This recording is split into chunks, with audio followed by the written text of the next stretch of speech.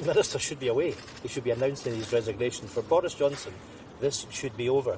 This is a man that has no moral authority to lead. You know, we face enormous crises, making sure we're supporting our friends in Ukraine, standing up against Putin, dealing with the cost of living crisis. But we're talking about Boris Johnson, the first Prime Minister in history to break the law. We all know that for Boris Johnson it's over. He should have resigned by now, but my message to Tory MPs, we know that they've lost their faith and trust in the Prime Minister. Last Thursday in the House of Commons was a key moment when the House of Commons voted to refer him to the Privileges Committee. They should now finish the job.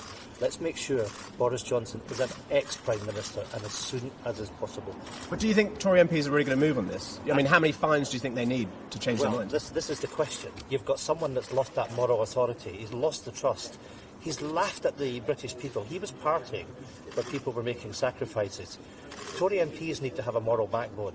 We know that after the election that they're ready to remove him. They should do the job now. I am deeply concerned about what we're seeing happening in Ukraine. There is a consensus right across Parliament, right across our Western allies. The fact is, we're not talking about that. We're talking about Boris Johnson. He is the problem. He must take himself out of the picture. And let's get on with the job, making sure that across the House of Commons, across party, we're doing everything that we can to support the Ukrainians.